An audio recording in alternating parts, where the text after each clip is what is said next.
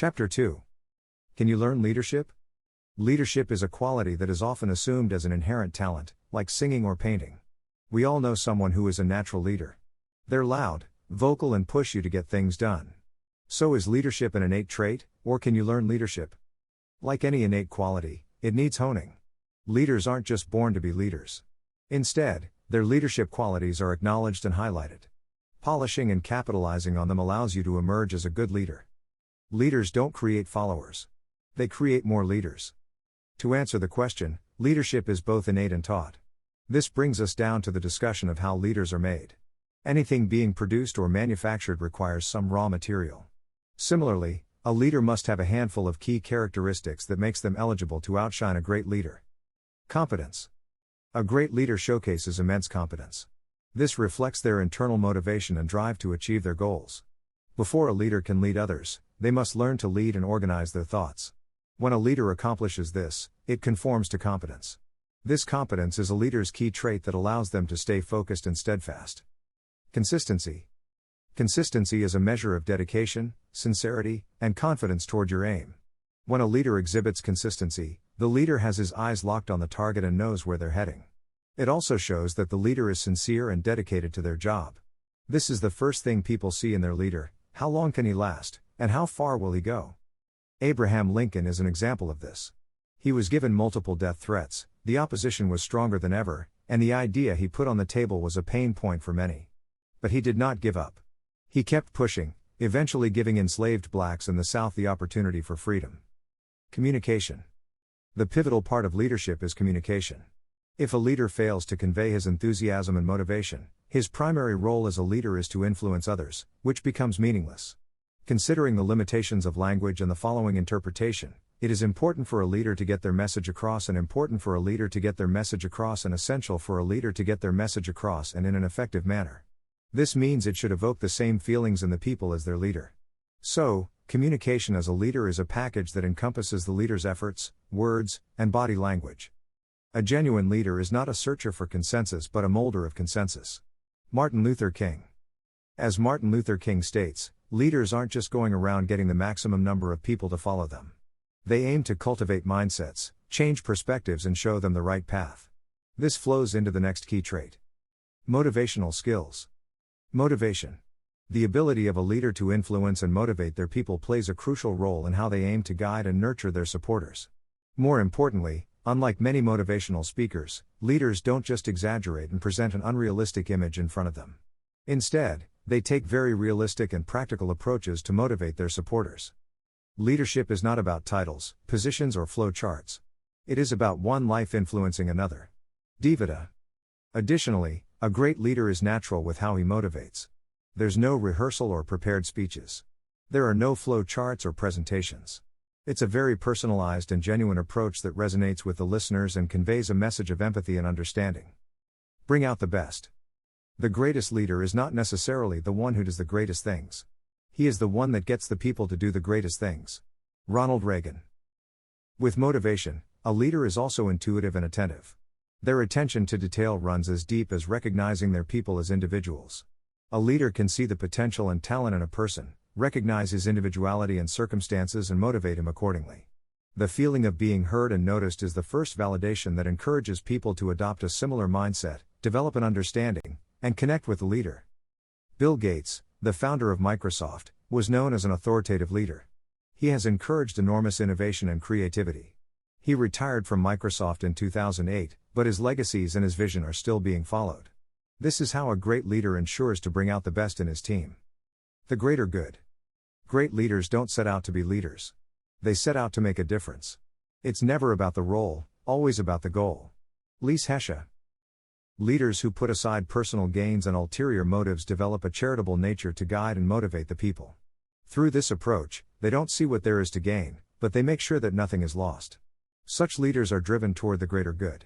Leaders like Elon Musk and Jeff Bezos are good examples of such leaders. They are usually termed transformational leaders, meaning those that go up and beyond personal gains to change the future. Ability to strategize. Leaders aren't just words and big talks. A great leader talks with a strategy in mind.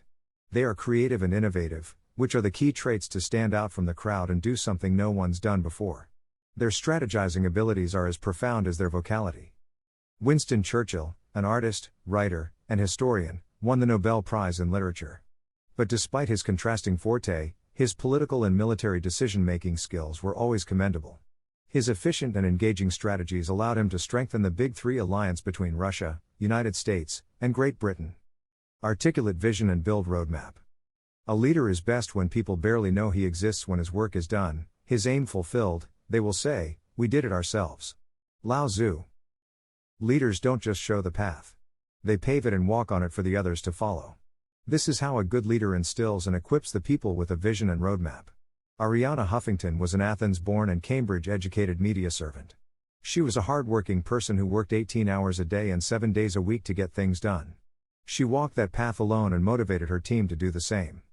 So, you see, leaders aren't just those who call out or reprimand while assuming a high pedestal, but they're amongst their people to show them how it's done. Relevant knowledge. Don't confuse schooling with education.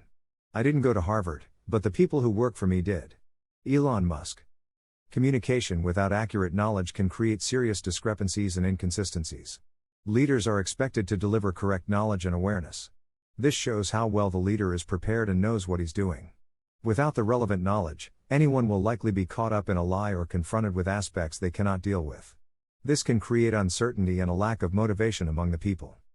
This can be best exemplified by Abraham Lincoln, who, despite no prior education, strived to teach himself the workings of the law and became a lawyer that was hard to contend with.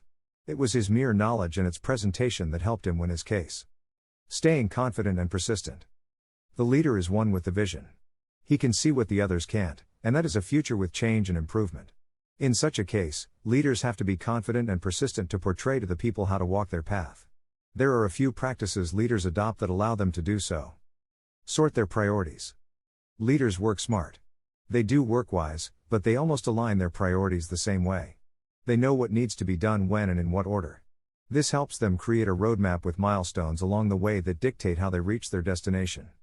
Evaluate their SWOT profile. Yes, leaders are optimistic and proactive, but they are also self-aware. They know what their weak points are and where their strengths lie. This helps them formulate a suitable strategy that leverages the available resources and opportunities, facilitating their ability to bring out the best in each situation. Step out of their comfort zone. No leaders in history haven't broken the norms or fought all odds to get where they are today. Whether George Washington, Winston Churchill, Oprah Winfrey, Pat Summitt, or John Wooden, they have stepped out of their comfort zone to strive for the greater good. Take notes of everything they do. Leaders monitor their progress. That's how they know how far they've come and where they are on their roadmap.